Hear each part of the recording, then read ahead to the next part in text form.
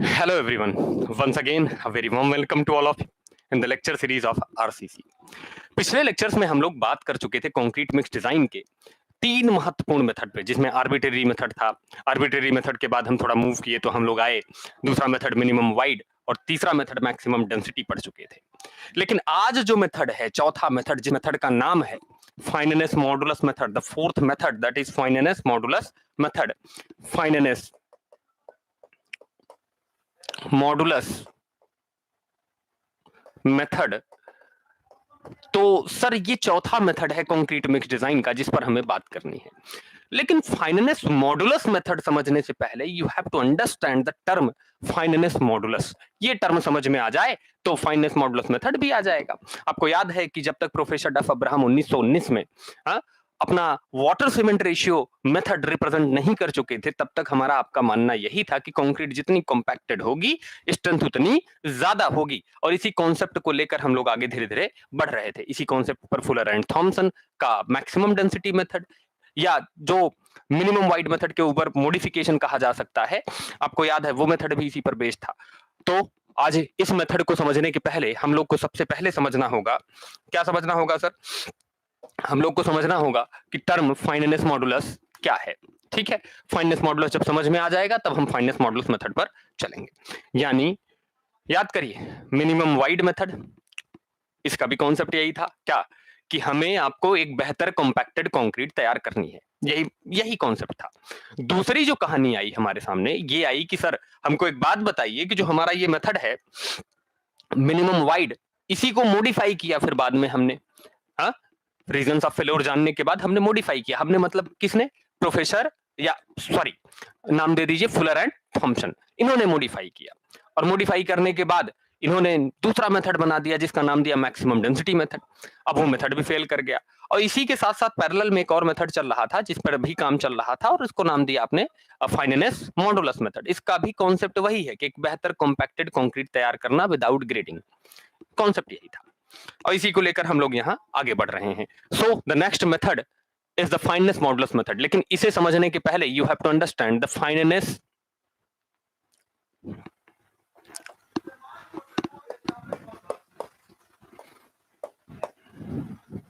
Modulus.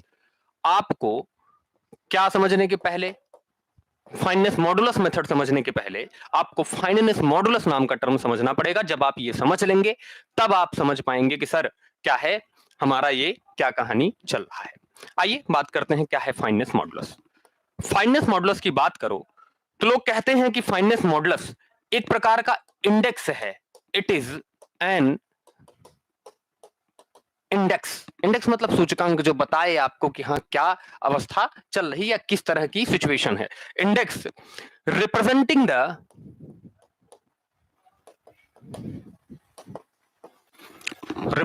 The mean size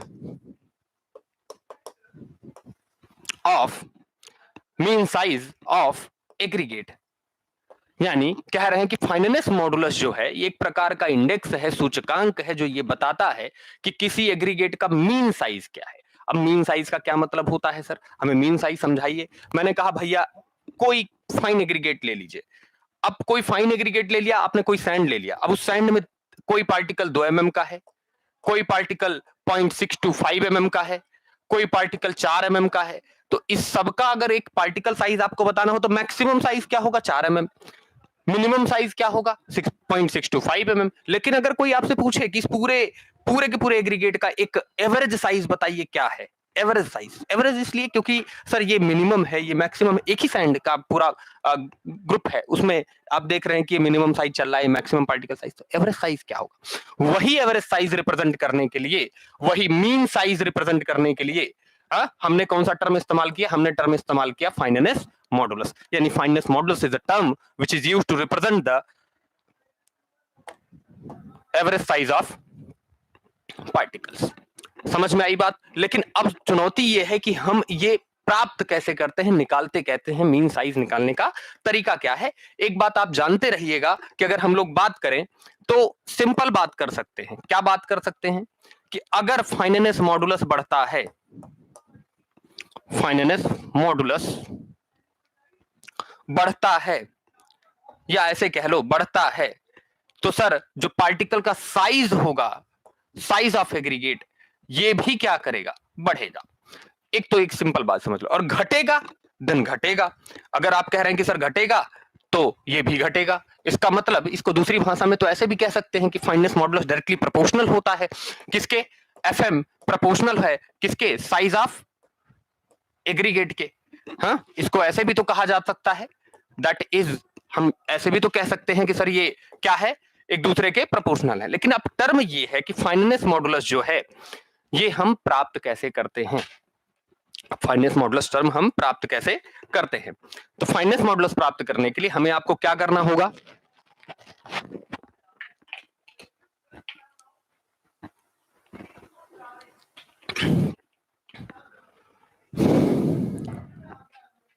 finance modulus term प्राप्त करने के लिए हमें क्या करना होगा। फाइनेंस मॉडुलस टर्म हमें प्राप्त करने के लिए सबसे पहले भारतीय मानक की जो चालनियां हैं, भारतीय मानक चालनी समझते हैं ना, इंडियन स्टैंडर्ड सीप। आप समझिए कि finance modulus is found by using 10, गिनती याद रखिएगा, IS सीव्स। हाँ, 10 भारतीय मानक चालनियों का प्रयोग करके हम प्राप्त करते हैं। लेकिन एक विशेष दशा है, जब 11 साइज या 11 सीव इस्तेमाल करते हैं। 11 IS सीव्स, एक विशेष दशा है जब हम कितनी चालनियां इस्तेमाल करेंगे, 11 चालनियां इस्तेमाल करेंगे। वो केवल एक स्पेशल कंडीशन है। अब समस्या ये है कि ये जो 10 चालनियां आप कह रहे हैं, ये कौन है। और पहली बात हमको बताइए कि what is the meaning of IS सीव। पहले तो हमें IS सीव का मतलब समझना है। इंडियन स्टैंडर्ड सीव, इंडियन स्टैंडर्ड सीव क्या करता है, हाँ, IS सीव, IS सीव मतलब a sieve having a square opening,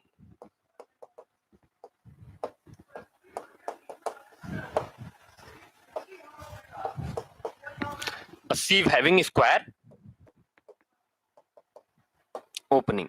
यानी एक ऐसी चालनी, अगर हम बात करें ऐसी चालनी जिसमें जो ओपनिंग साइज है वो कैसा है, स्क्वायर है। अगर मतलब एक डायमेंशन कोई, एक डायमेंशन कोई अगर मैं बात करूं कि AMM है, तो दूसरी भी कितनी होगी, AMM होगी। यानी अगर ये डायमेंशन A है तो ये डायमेंशन भी A होगी। और दिस ओपनिंग, अगर इसकी बात करो, this opening is square opening. कैसी ओपनिंग होगी, स्क्वायर।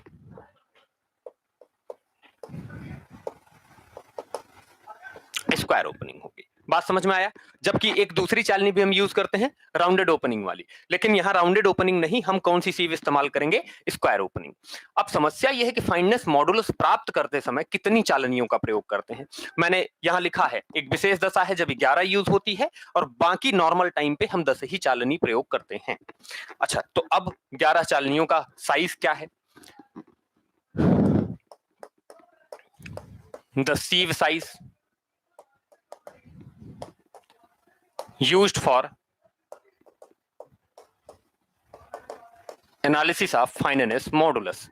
फाइनेंस मॉडुलस के एनालिसिस में हम जो चालनियां प्रयोग करते हैं उनका साइज क्या होता है। अगर उनकी साइज पर हम बात करें तो उनका साइज अगर हम देखें तो पहली साइज हमें देखने को मिलती है 80 mm, ये नॉर्मल कंडीशन है सर। दूसरी चालनी 40 mm, 20 mm, 10 mm, 4.75 mm,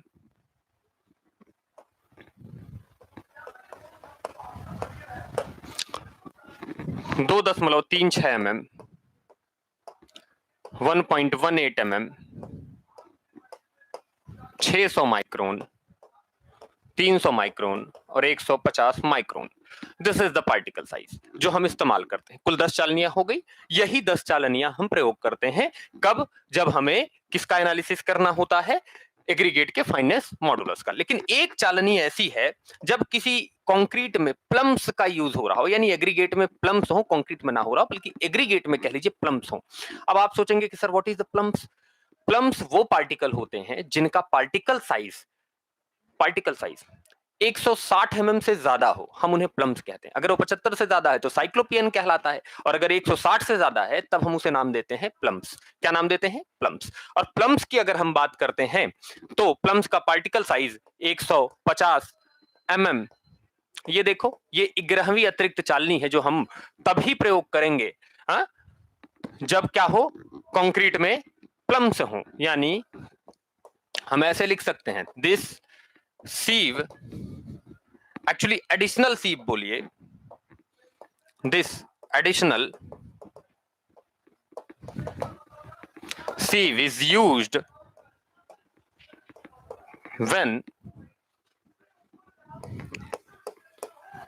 plums कौन से? Aggregate size greater than 160 mm, आप इनको प्लम्स कहते हैं। हाँ, आर प्रेजेंट, सिर्फ इतना लिख दीजिए कि ये एडिशनल सीव हम तब इस्तेमाल करते हैं, यानी 11वीं चालनी, जब एग्रीगेट में क्या उपस्थित हो? जब एग्रीगेट में उपस्थित हो प्लम्स। अभी टर्म नहीं आया फाइननेस मॉडुलस। फाइननेस मॉडुलस तो अभी आपको रफली मैंने ऐसे ही बता दिया है कि टर्म फाइननेस मॉडुलस क्या है। फाइननेस मॉडुलस की बात करी आपने तो बताया कि it is an index representing the mean size of aggregate. ये एक इंडेक्स है, सूचकांक है, जो किसी एग्रीगेट के मीन साइज को दर्शाता है। अब इस मीन साइज से एक बात समझते रहिएगा, क्या यहाँ एक रिलेशन निकल के आएगा, आगे चलकर हम डिराइव भी करेंगे कि जब फाइननेस मॉडुलस बढ़ेगा तो साइज ऑफ एग्रीगेट भी बढ़ेगा, और जब घटेगा तो घटेगा। इसका मतलब हम ये भी कह सकते हैं कि फाइननेस मॉडुलस डायरेक्टली प्रोपोर्शनल है साइज ऑफ एग्रीगेट के, कहा जा सकता है ना। अच्छा, यहां चले आइए, अब इस फाइननेस मॉडुलस को पता करने के लिए कुल कितनी चालनी यूज होती है? तो नॉर्मल कंडीशन में 10 चालनियां यूज होती हैं, लेकिन एक विशेष दशा है, जब प्लम्स हो तब हम 11 भारतीय मानक चालनियों का प्रयोग करते हैं। लोग समझते हैं कि इस इंडियन सीव या इंडियन आईएस, इंडियन स्टैंडर्ड सीव का मतलब क्या है? तो इंडियन स्टैंडर्ड सीव का मतलब अच्छे से समझ लीजिए, जो आपके यहाँ एक बार पूछा गया, ऑब्जेक्टिव भी है, कई बार पूछा गया है। तो आप बता दीजिए कि ऐसी सीव जिसका ओपनिंग कैसा हो? स्क्वायर हो, यानी ए क्रॉस ए। हाँ, यानी एक डायमेंशन, अगर एक ओपनिंग क्या है, ए डायमेंशन की है, तो दूसरी डायमेंशन भी ए ही होगी। स्क्वायर ओपनिंग वाली सीव होती है। राउंडेड ओपनिंग की सीव हम भारतीय मानक में इस्तेमाल नहीं करते हैं। ठीक, अब सवाल ये आता है कि सर वो सीव साइज बताइए कौन कौन सी हम लेते हैं? तो वैसे तो हम वो 10 चालनियां यूज करते हैं, जो यहां मैंने ब्लैक कलर से मार्क किए हैं, वो सारे कौन से हैं? नॉर्मली वो 10 चालनियां जो हम यूज करते हैं एनालिसिस के लिए। लेकिन ये 11वीं चालनी जिसका साइज है 150 mm, ये सीव एडिशनल सीव लिखा है मैंने यहाँ, एडिशनल, तब इस्तेमाल करते हैं जब एग्रीगेट में प्लम्स हो। अब समस्या ये है कि ये प्लम्स क्या होते हैं? सबसे बड़ी समस्या यही है कि ये प्लम्स क्या होते हैं। तो प्लम्स की अगर बात करनी हो तो आप ऐसे कहिए कि प्लम्स जो हैं वो एग्रीगेट हैं जिनका साइज 160 mm से ज्यादा होता है, आप उन्हें प्लम्स कहते हैं। 75 mm से ज्यादा है तब आप उनको साइक्लोपियन एग्रीगेट कहते हैं। क्या कहते हैं? Cyclopean aggregate. और 20 से 80 mm है तो कोर्स एग्रीगेट, और 20 mm से क्या है? पार्टिकल साइज याद है ना आपको कि 4.75 mm से छोटा है तो फाइन, 4.75 mm से कहां तक है? 20 mm तक है, तब हम क्या नाम देते हैं इसको? चलिए, तो ये चर्चा हो गई। एक सेकंड मुझे दीजिएगा।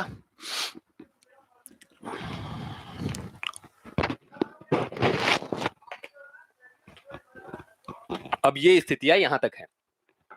अब समस्या है कि भाई ग्रेवल, कोर्स ग्रेवल आपको पता है 4.75 mm से 20 mm तक है तो फाइन ग्रेवल, और 20 mm से लेकर 80 mm तक है तो कोर्स, और 75 mm से बड़ा है तो साइक्लोपियन, और 150 से बड़ा है तो क्या बोलते हैं आप उनको? प्लम्स। सॉरी, 160 से बड़ा है तो क्या बोलते हैं? प्लम्स बोलते हैं। तो ये कहानी इनकी है। आप उस ज्यादा चिंता में मत पड़िए, एग्रीगेट के पार्टिकल साइज में आप वो बढ़ते हैं। अब आइए फाइननेस मॉडुलस कैसे पता करते हैं? How we can calculate the fineness modulus. Fineness modulus पता करने के लिए आपको क्या करना पड़ता है? जितनी भी सीप्स हैं, ऐसे देखो, जितनी भी सीप्स हैं, आप इनको घटते क्रम में क्या करते हैं? एक स्टैक में अरेंज करते हैं, मतलब साइज के घटते क्रम में। सबसे नीचे आप ऐड करेंगे पैन, पैन समझते हैं ना, जिसमें रेजिडुअल कलेक्ट करेंगे आप। ठीक, अच्छा, इसके बाद सबसे नीचे आप ऐड करते हैं 150 माइक्रोन की सीप। ठीक, इसके ऊपर ऐड करेंगे आप 300 माइक्रोन, इसके ऊपर अरेंज करेंगे 600, इसके ऊपर अरेंज करेंगे 1.18 mm, इसके ऊपर ऐड करेंगे आप 2.36 mm, इसके ऊपर ऐड करेंगे आप 4.75 mm, इसके ऊपर आप ऐड करते हैं 10 mm,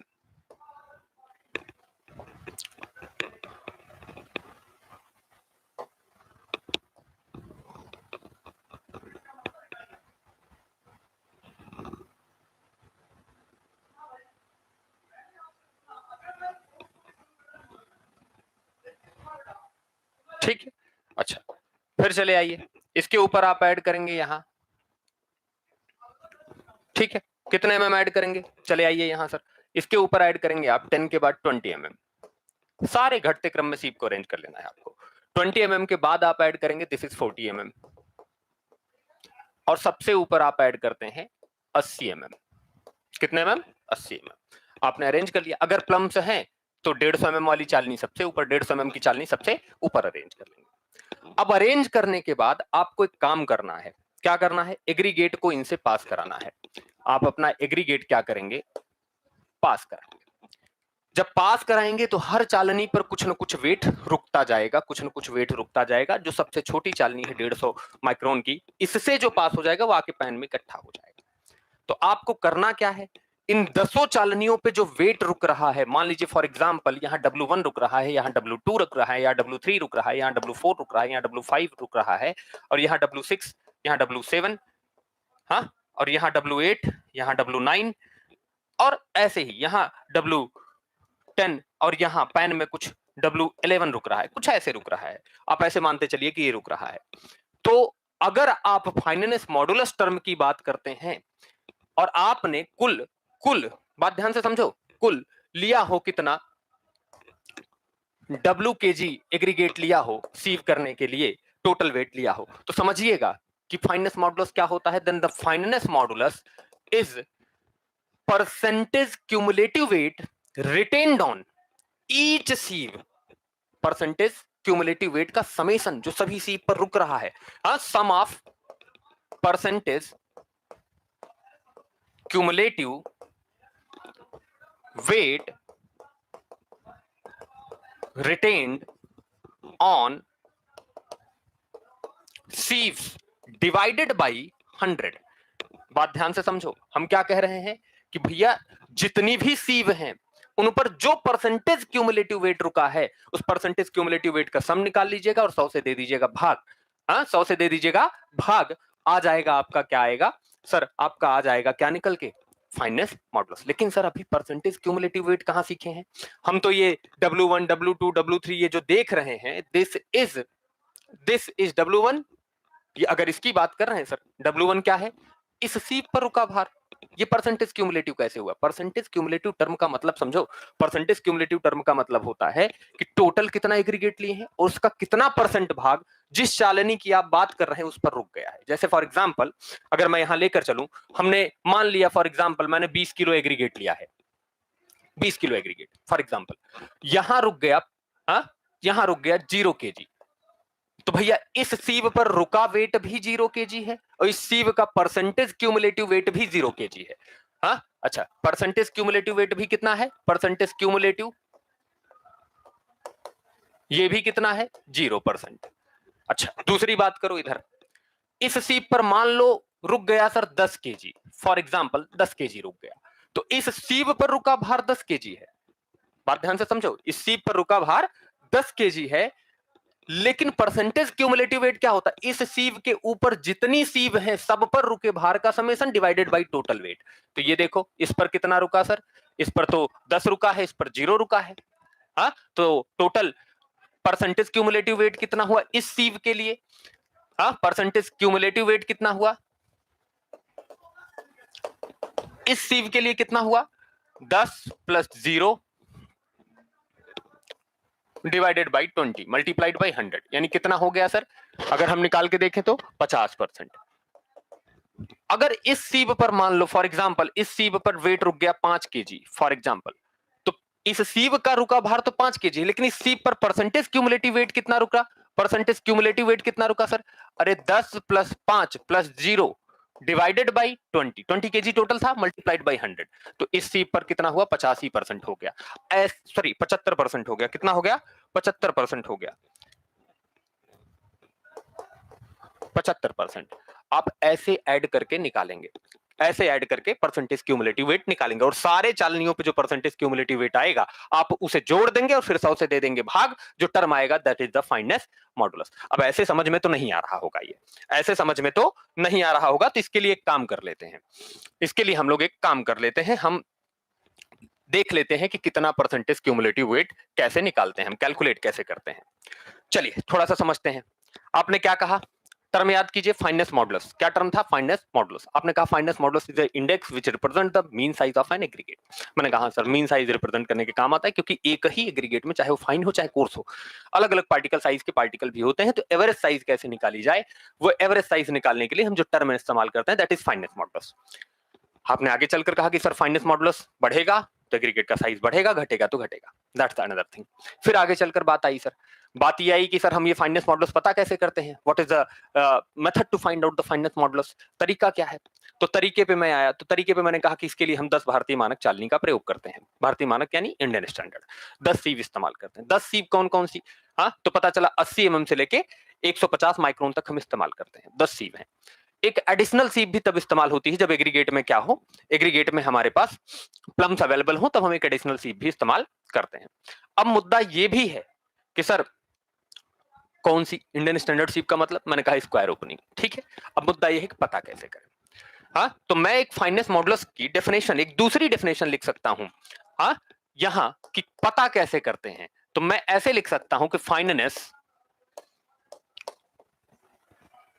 modulus can be determined by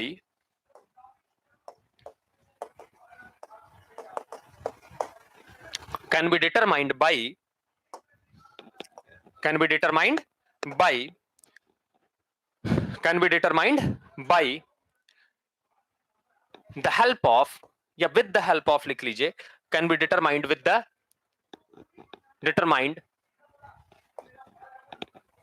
with the help of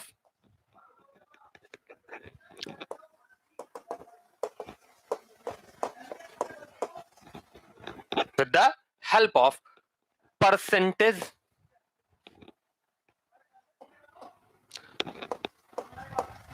sum of percentage cumulative weight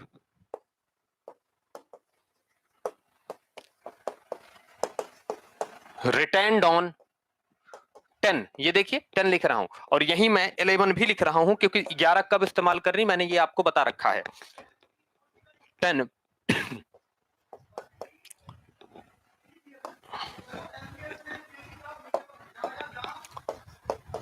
IS sieves by dividing it with 100, यानी फाइनेस मॉडुलस आप पता कर सकते हैं भारतीय मानक चालनियों पर रुके, हाँ 10 भारतीय मानक चालनी या 11 कह लीजिए, मैंने उनका नाम और नंबर बता दिया है। इन चालनियों पर रुके परसेंटेज क्यूमुलेटिव वेट के सम को निकालकर उसे 100 से भाग देकर हम पता कर सकते हैं, ऐसे ही पता कर सकते हैं। So the fineness modulus is equals to, क्या लिख सकते हैं, फाइनेस मॉडुलस क्या होगा, फाइनेस मॉडुलस क्या होगा, क्या लिख सकते हैं। So the fineness modulus FM is equals to summation of percentage cumulative weight retained on, अब मैं 10 ही लिख रहा हूं, 10 IS sieves dividing by 100, dividing by 100, ऐसे लिखा जा सकता है। हम बता सकते हैं कि हाँ सर ये होगा परसेंटेज क्यूमुलेटिव वेट, हाँ तो हमने ऐसे लिख लिया।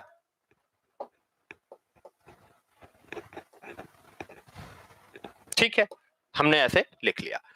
अब समस्या यह है कि हम सर इसे पता कैसे करें, निकालने का तरीका बताइए। तो ये तरीका आप निकाल सकते हैं एग्जाम्पल के थ्रू, और एग्जाम्पल हम एक लेकर चलते हैं, देखते हैं कि कैसे हम फाइनेस मॉडुलस पता करते हैं। Example 1,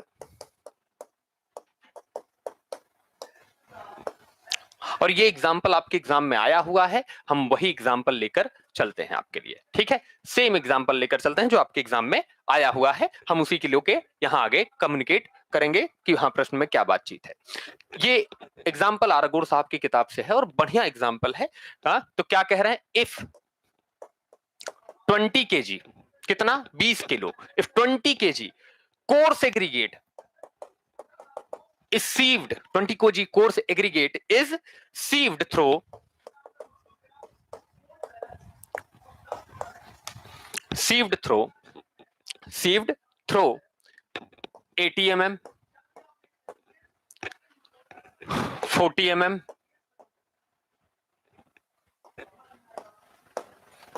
20 mm, 10 mm। ऑब्जेक्टिव में एक नंबर में ये क्वेश्चन पहले आता था, लेकिन ये क्वेश्चन थोड़ा सा लेंदी है, तो क्या करना पड़ेगा आपको, इस प्रश्न को समझना पड़ेगा। मैं दो अलग अलग तरीके सिखाऊंगा आपको। एक तो तरीका सिखाऊंगा वो जो हमेशा प्रचलन में है, यानी जो थ्योरेटिकल कॉन्सेप्ट है, और एक आपको अल्टरनेट वैसे मैं रफली सिखा दूंगा कि ऑब्जेक्टिव सॉल्व करते समय कितनी देर में आपको कर लेना है। ठीक है, तो 80 mm, 40 mm, 20 mm, 10 mm, हाँ 4.75 mm, 2.36 mm, 1.18 mm, 600 micron, 300 micron, 150 micron.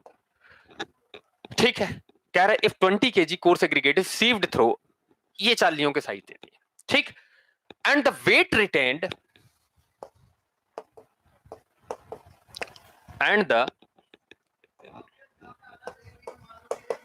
weight retained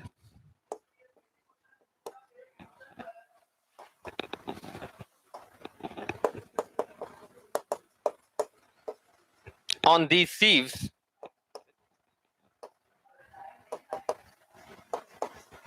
are, कितना कितना भार रुका है किस किस चालनी पर, बोल रहे हैं 0 केजी।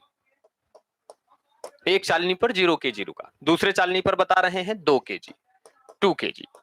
अच्छा, 0 KG, 2 KG, 8 KG, 6 KG, 8 KG, फिर 6 KG and 4 KG and 4 KG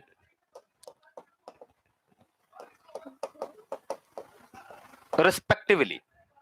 हाँ, क्रमशः जिन चालनियों पर है। अच्छा, आप कहेंगे सर इधर से जब चलेंगे हम 80 mm से, तो कुछ चालनियां ऐसे होंगी जिनके लिए भार लिखा ही नहीं, लिखा, जिन पे नहीं लिखा उन पे 0 होगा, respectively. Then find the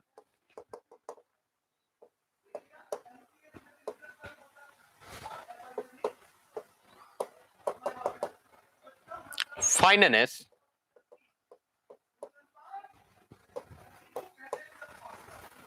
modulus.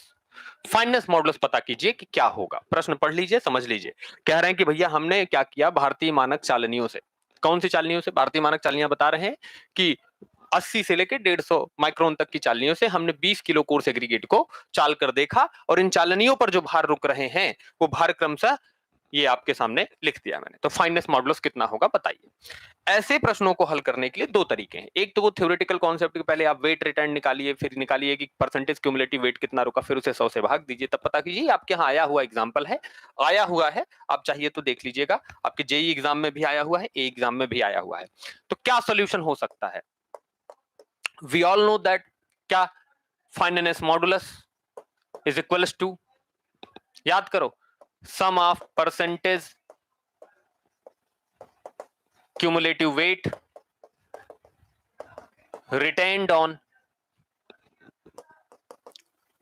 sieves, वही 10 सीव, 10 सीव्स, वही 10 सीव्स आपको याद है ना, डिवाइडेड बाई 100। दिस इज, तो इसके लिए तरीका है, सबसे पहले तो आप पता कीजिए कि सर ये परसेंटेज क्यूमुलेटिव वेट कितना होगा, फिर उसे जोड़ दीजिए, फिर उसे 100 से भाग दे दीजिए। अब परसेंटेज क्यूमुलेटिव वेट निकालने के दो तरीके हैं, एक मैं एक लॉन्ग मेथड लेकर चलता हूं, एक शॉर्ट मेथड लेकर चलता हूं, आप जिससे समझ जाएं वो आपके ऊपर है।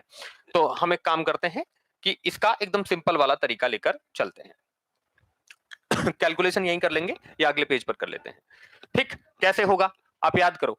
एक तो शॉर्ट मेथड देखो, ये रही सर, ये रही आपकी वो सारी सीव्स, और मैं इनको ऐसे कर देता हूं अरेंज। ठीक है, दिस इज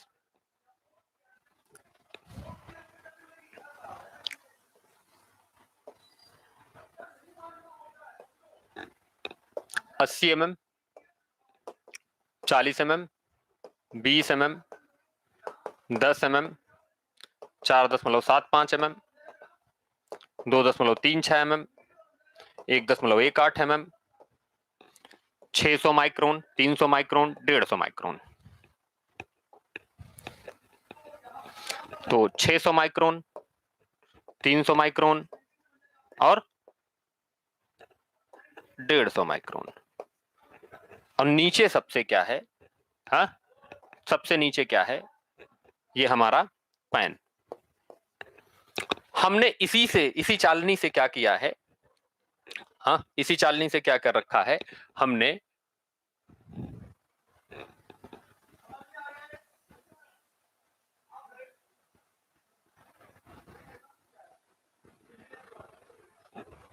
इसी चालनी से क्या कर रखा है? 20 किलो एग्रीगेट हमने पास करा रखा है।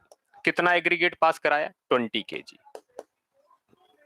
ये टोटल वेट है एग्रीगेट का। यही 20 किलो एग्रीगेट हमने यहां से चाला। तो पता चला कि इन चालनियों पर क्रमशः जो भार रुका है, वेट रिटेंड ऑन सीव्स पर जो भार रुका है, इस पे कितना रुका है? 0 kg। इस पर कितना रुका है? हाँ, 0 kg। इस पर कितना रुका? 2 kg। प्रश्न देख लीजिए, इस पर कितना रुका? 8 kg। इस पर कितना रुका? 6 kg। इस पर कितना रुका? 4 kg। कोर्स एग्रीगेट है तो जाहिर सी बात है कि पार्टिकल साइज इससे बड़ा ही अधिकतर होगा। ठीक है, अच्छा इधर चले आइए। इस पर कितना रुका? 0 kg। इस पर कितना रुका? 0 kg। इस पर कितना रुका? 0 kg। यहां भी कितना? 0 kg। और यहां भी कितना? 0 kg। अब पैन में कितना? 0 kg। समझ गए? तो ये स्थिति हमें देखने को मिल रही है कि हाँ, ये वेट रिटेंड है। How we can calculate percentage cumulative weight? हम एक एक सीव का परसेंटेज क्यूमुलेटिव वेट निकालना शुरू करते हैं। इस सीव पर आइए, W1 यानी weight retained on sieve, that is 0 kg। ठीक, तो percentage cumulative weight, percentage cumulative weight, हाँ, परसेंटेज क्यूमुलेटिव वेट कितना होगा इस सीव पर? C1 से लिख दूं, is equals to W1 divided by, ये टोटल वेट को मैं W कह दे रहा हूं, इसे W कह दे रहा हूं। हाँ, इसे मैंने W कह दिया है। ठीक, तो ये divided by W multiplied by 100। This is what sir? This is also 0 kg, sorry 0%। कितना आएगा? 0%। ठीक, एक सीव का तो लिख लिया। दूसरी सीव पर चलो, ये सीव है हमारी। इस सीव पर जो वेट रुका W2, this is equals to कितना वेट रुका?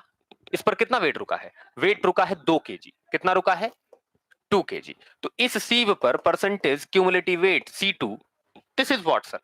C2 की बात करो, परसेंटेज क्यूमुलेटिव वेट। तो परसेंटेज क्यूमुलेटिव को मैंने मतलब आपको समझाया था कि इस चालनी के ऊपर जितनी चालनियां हैं उन पर जो भी वेट रिटेन्ड है वो वेट क्या कहलाएगा? हाँ, वेट क्या कहलाएगा? W percentage cumulative weight on this sieve. तो कितना रुका है? याद करो, W1 plus W2 divided by W multiplied by 100। तो percentage C2 is equals to what sir? Percentage C2 is equals to what? W1 0 plus 2 divided by 20 multiplied by 100 which is equals to 10%। कितना हो गया? 10%।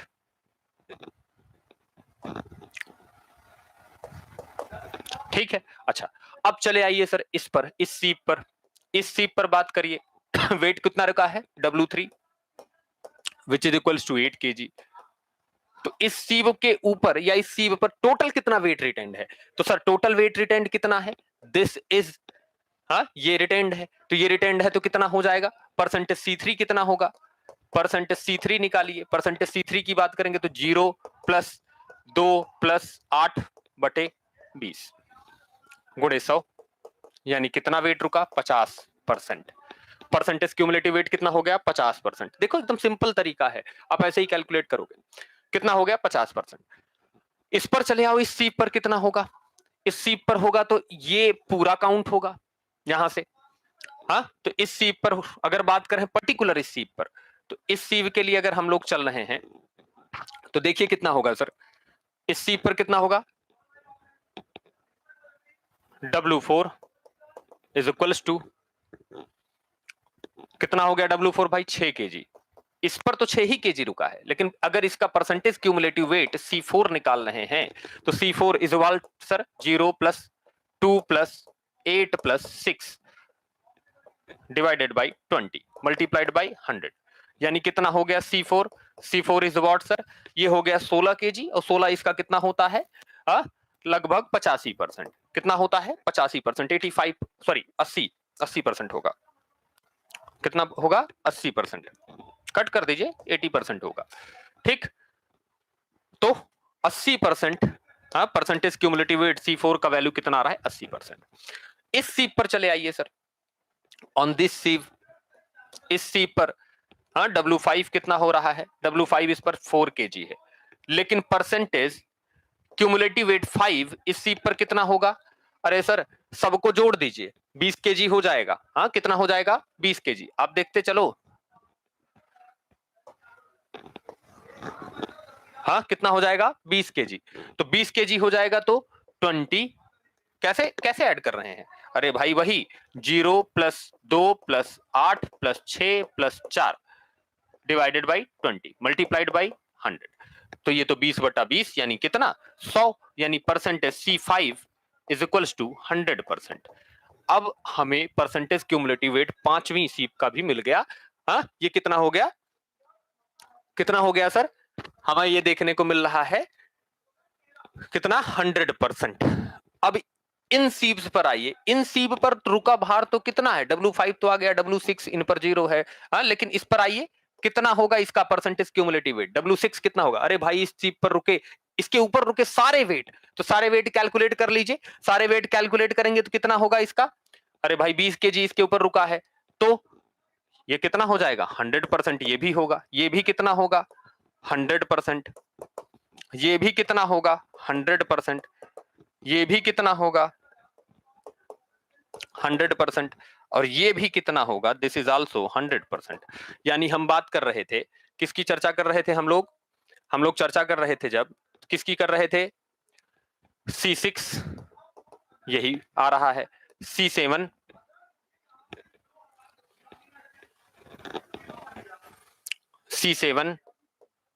100%, C8 100%, C9 100%, C10 this is also 100%। आ गया, सारे percentage cumulative wait निकल गए। अब सबको क्या कर दीजिए, जोड़ दीजिए, और जब सबको जोड़िएगा और 100 से भाग दीजिएगा तो आपका फाइनेस मॉडुलस आ जाएगा। तो थोड़ा जोड़ के देखते हैं कितना है परसेंटेज क्यूमुलेटिव वेट। ये देखो FM is equals to what sir, sum of कितना, सम ऑफ CI, हाँ जी यही ना, परसेंटेज CI डिवाइडेड बाई 100। चलो ऐड कर लेते हैं, ऐड करते हैं तो कितना है, पहले का 0 है प्लस, याद करिए 0 है, 10 है, 50 है, 80 है, 100 है, यही है 0 10 50 80 100। इसके बाद कितने हैं 100, फिर कितना है 100, हर चालनी का ऐड करते जाइए ना, 100 फिर 100 फिर का कितना है 100 फिर कितना है 100, हो गया। अच्छा अब ऐड कर लिया मैंने, ऐड कर लिया तो कितना मिल रहा है, काउंट कर लीजिए कितने बार ऐड करना है 100, 1 2 3 4 5 और 6 बार, ठीक है। कितनी बार ऐड करना है, 6 बार ऐड करना है। ऐड कर लिया हमने, और सारे परसेंटेज क्यूमुलेटिव वेट हमने ऐड कर लिए। ये आ गया तो जोड़ दीजिए और दे दीजिए 100 से भाग। जोड़िए देखिए कितना आता है 740, कितना आता है 740। तो FM is equals to 740 divided by 100 यानी 7.4। So the fineness modulus of this aggregate is 7.4। I hope कि आपको ये सारी कहानी जितनी देर में मैंने तो आपको समझाई है सारी समझ में आ गई होगी कि कैसे हम पता करते हैं। अगर नहीं आया तो फिर से समझ लीजिए कि परसेंटेज क्यूमुलेटिव वेट निकालने का तरीका मैंने आपको बता रखा है कि हम ऐसे ही काउंट करेंगे। और परसेंटेज क्यूमुलेटिव वेट का मतलब समझ लीजिए कि जिस चालनी की आप बात कर रहे हैं उसके ऊपर जितनी चालनियां हैं उन सब पर रुके भार का summation divided by total weight, यही होता है। तो ये हम इस तरीके से चलेंगे, ठीक है। और इस तरीके से चलेंगे तो फाइनेस मॉडुलस हम पता कर सकते हैं।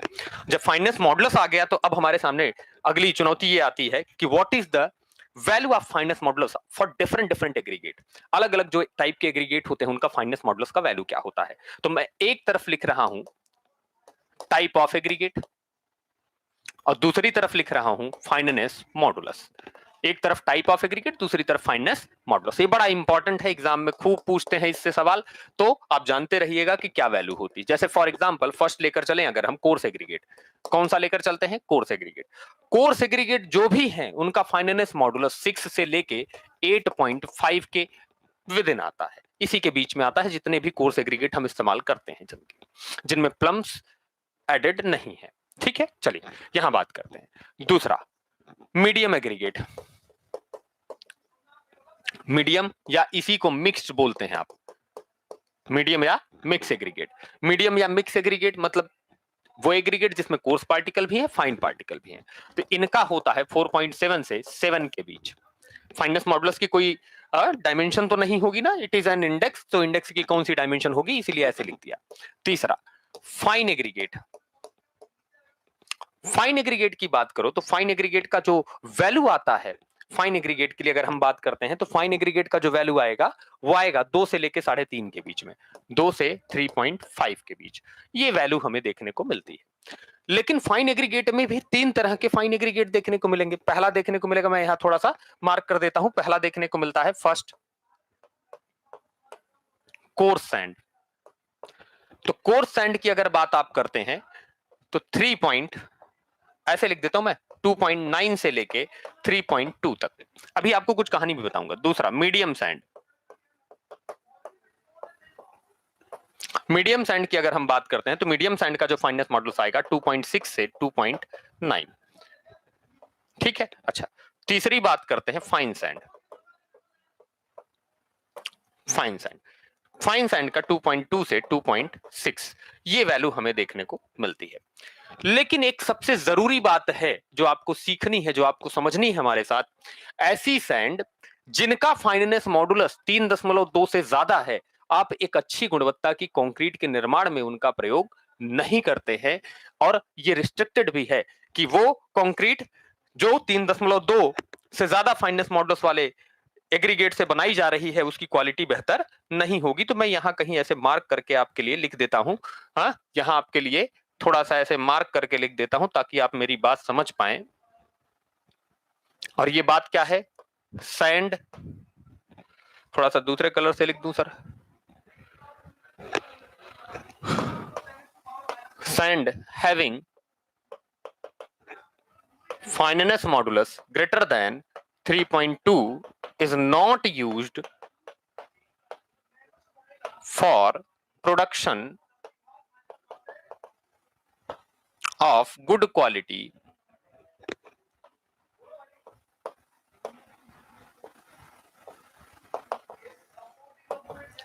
concrete। ये बात हमेशा याद रखिएगा कि 3.2 से अधिक फाइनेंस मॉडुलस वाली सैंड का प्रयोग हम अच्छी गुणवत्ता की कंक्रीट के निर्माण में नहीं करते हैं। यहां तक करेंगे तो आप एक बेहतर कंक्रीट बना पाएंगे। ये इंडियन स्टैंडर्ड कोडल प्रोविजन का रिकमेंडेशन है जो आपको याद रखना है। रिमार्क कर देता हूं मैं इसे ताकि आपको याद रहे। तो ये कहानी इतनी है जिसे आप फाइनेंस मॉडुलस नाम से इस्तेमाल कर रहे हैं। ठीक है, आई होप कि आपको फाइनेंस मॉडुलस समझ में आया होगा पूरा। थोड़ी सी मैंने डिटेल थ्योरी पर बात की है आराम से। मैं एक बार आपके लिए रिवाइंड कर देता हूं ताकि आप समझ पाए पूरी कहानी कि कैसे निकालना है, क्या होता है, कैसे हम बताते हैं इसके बारे में। तो आपने एकदम सिंपल कहा कि एक ही एग्रीगेट में छोटे बड़े कई साइज हो सकते हैं। कोर्स एग्रीगेट ही है तो भाई 4.75 mm से लेके आप ऊपर की साइज ले रहे हैं तो ऊपर कहीं तक भी हो सकता है। 4.75 से बड़ा 6 mm हो सकता है, 6.3 mm हो सकता है, 8 mm हो सकता है, 10 mm हो सकता है। तो ये स्थितियां ऐसे चलती रहेंगी। 20 mm भी हो सकता है। तो भैया अलग अलग जो साइज है उसका एवरेज कैसे निकाला जाए, मीन साइज कैसे निकाला जाए, इसी के लिए हम क्या टर्म इस्तेमाल करते हैं? Finance modulus. So the fineness modulus is the term which represent the mean size of an aggregate. ये मीन साइज का मतलब समझते रहिएगा, इंडेक्स है। और यहां से ये बात कही जा सकती है। अब देखो, अब आपने पीछे देख लिया होगा कि जो एग्रीगेट, देखो यहां लास्ट में मैंने आपको बताया ना, यहां पे आप देखिए कि जो एग्रीगेट जितना बड़े साइज का है सर उसका फाइनेंस मॉडुलस का वैल्यू भी उतना ज्यादा है।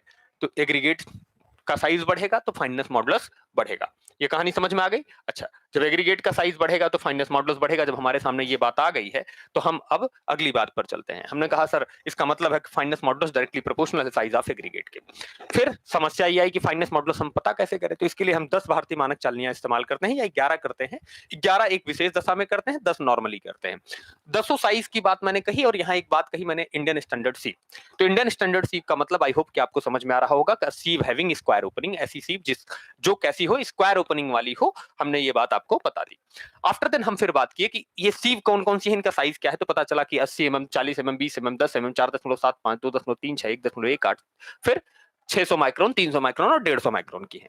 11वीं चालनी हम तब इस्तेमाल करेंगे जब प्लम्स अवेलेबल हो एग्रीगेट में आपके, तब क्या इस्तेमाल करेंगे? 11वीं चालनी, जिसे 150 माइक्रोन कहते हैं आप। ठीक है, आगे चलकर हम फिर बात कर रहे थे। हमने कहा कि सर ये फाइनेंस मॉडुलस क्या है? तब आपने फाइनेंस मॉडुलस के बारे में एक टर्म बताया कि फाइनेंस मॉडुलस जो है ये हम पता कर सकते हैं भारतीय मानक की उन 10 चालनियों पर रुके परसेंटेज क्यूमुलेटिव वेट का समेशन निकालकर उसे 100 से भाग देकर। हमने कहा ठीक है, परसेंटेज क्यूमुलेटिव वेट निकाल लेंगे और 100 से हम भाग दे देंगे। ठीक, अब समस्या ये है कि भाई ये परसेंटेज क्यूमुलेटिव वेट क्या होता है?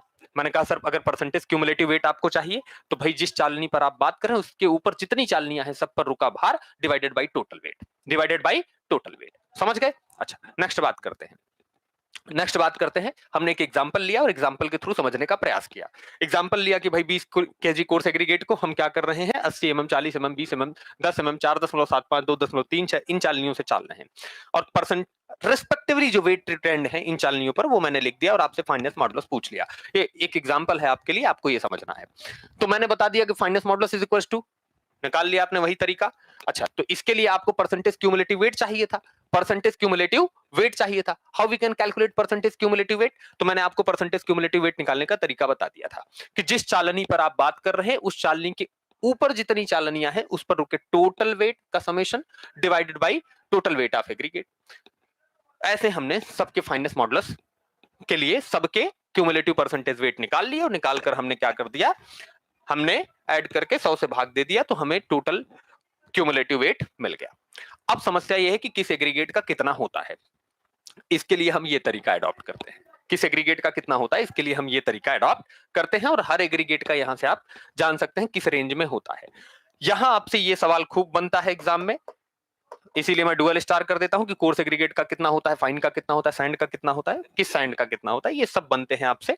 तो ये जानते रहिए। लेकिन इंडियन स्टैंडर्ड कोडल प्रोविजन का एक रिकमेंडेशन है कि if you want to produce a good qualitative concrete then आपको कभी यूज नहीं करना है 3.2 से अधिक फाइनेंस मॉडुलस वाली सैंड का। This is the basic concept behind this. अब फाइनेंस मॉडुलस शब्द समझ गए, ये शब्द समझना हमारा उद्देश्य नहीं था। हमारा उद्देश्य था कि सर हम फाइनेंस मॉडुलस मेथड से कंक्रीट का मिक्स डिजाइन कैसे करते हैं। तो सर बड़ी सिंपल बात है, हम चलो चलते हैं फाइनेंस मॉडुलस मेथड पे। हमारा वो फोर्थ मेथड क्या था? Finance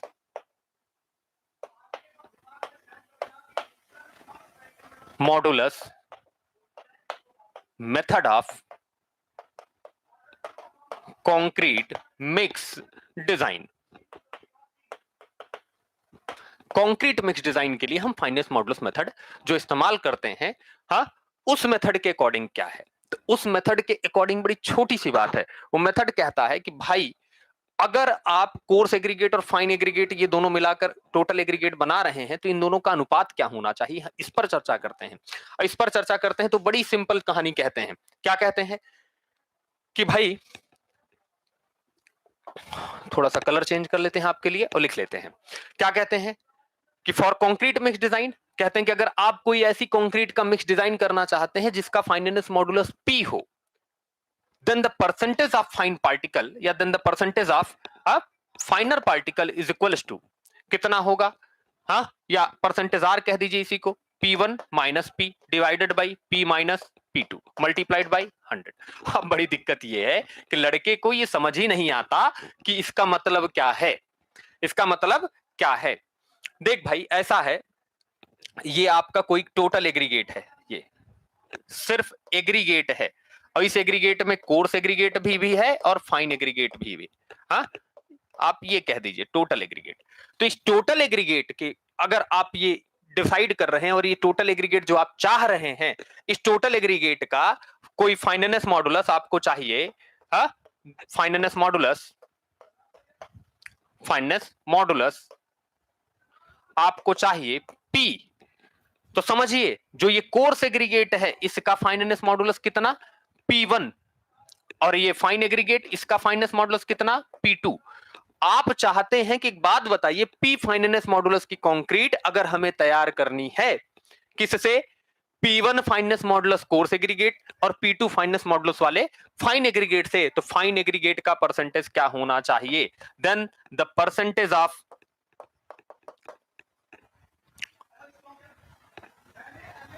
फाइनर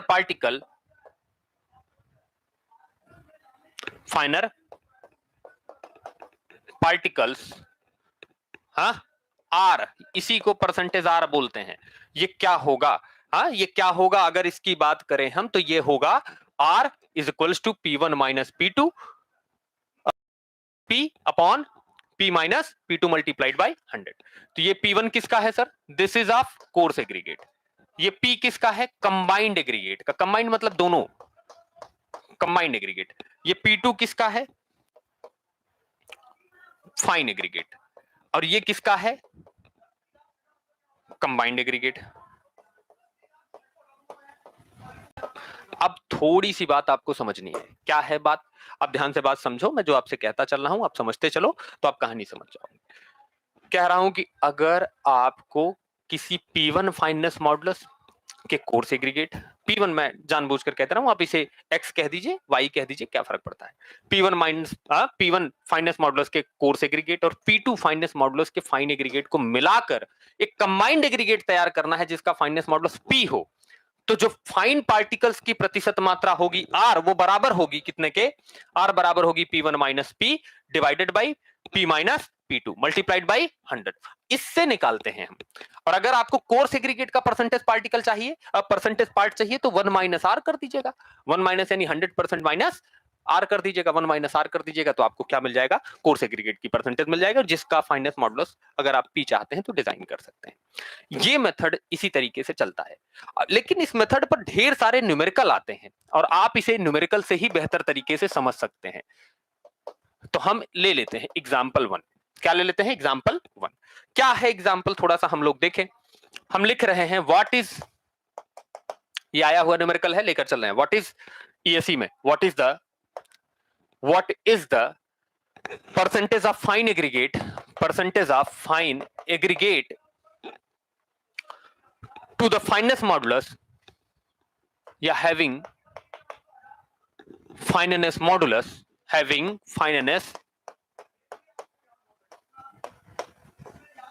modulus 2.6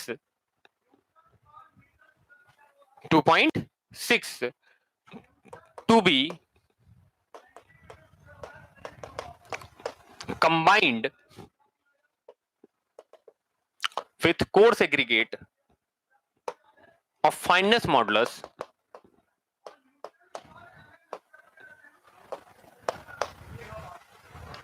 to obtain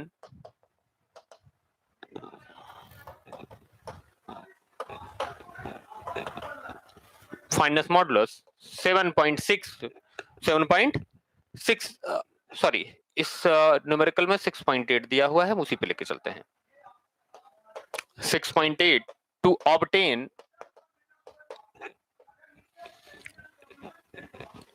a combined aggregate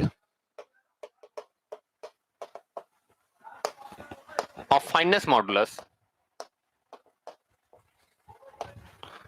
of 5.4। प्रश्न पढ़ लीजिए क्या कह रहा है। प्रश्न कह रहा है कि एक फाइन एग्रीगेट है जिसका फाइनेंस मॉडुलस 2.6 है और एक कोर्स एग्रीगेट है जिसका फाइनेंस मॉडुलस 6.8 है। इन दोनों को मिलाकर हम क्या कर रहे हैं, एक कंबाइंड एग्रीगेट तैयार कर रहे हैं जिसका फाइनेंस मॉडुलस 5.4 हम चाहते हैं। तो हमें बताइए कि फाइन पार्टिकल्स की परसेंटेज क्वांटिटी कितनी होगी। सर ऐसी दशा में आप याद करिए, ये आपका क्या हो जाएगा, P2 फाइन पार्टिकल्स का, this is what, this is P1 and this is what, this is P। तो परसेंटेज आर आपको याद है, percentage R is equals to P minus P1 minus P1 minus P divided by P minus P2 multiplied by 100 which is what sir, याद करिए, रख दीजिए 6.8 minus 5.4 divided by 5.4 minus 2.6 multiplied by 100 which is what, एक second में ये numerical आता है और ये न्यूमेरिकल बड़ा कॉमन है जेई के एग्जाम में। हाँ, अगर इसे हम सॉल्व करें तो दिस इज व्हाट सर 50%, कितना हो जाएगा 50% हो जाएगा। और इस तरीके से हम आप इस तरह से आने वाले न्यूमेरिकल्स को सॉल्व कर सकते हैं। अगर कहीं हमसे ये पूछते कि सर कोर सेग्रीगेट का कितना होगा ये बताइए, तो कोर सेग्रीगेट का बता दीजिए, कोर सेग्रीगेट का भी 50% पार्ट होगा, फाइन का भी 50% पार्ट होगा। हाँ, 100 माइनस इसका कर दीजिएगा, 100 माइनस आर तो कोर्स का आ जाएगा, और दूसरा कर देंगे तो फाइन का आ जाएगा। इस पर ऐसे ही न्यूमेरिकल बनते हैं और हमें करने होते हैं। फिर भी अगर हम आप ये सारा मेथड समझ चुके हैं तो हमारे आपके सामने ढेर सारी बातें ऐसी आती रहेंगी और हमें ढेर सारे न्यूमेरिकल ऐसे करते रहने पड़ेंगे। ठीक, अगला मेथड जो होगा जिस पर हम लोग चर्चा करेंगे वो होगा वाटर सीमेंट रेशियो मेथड, जिसमें हम ढेर सारी बात करेंगे। ठीक है, सो the next method is water cement ratio method, और अगले लेक्चर में हम इस पर चर्चा आपसे जरूर करेंगे। ठीक है, चलिए, थैंक यू।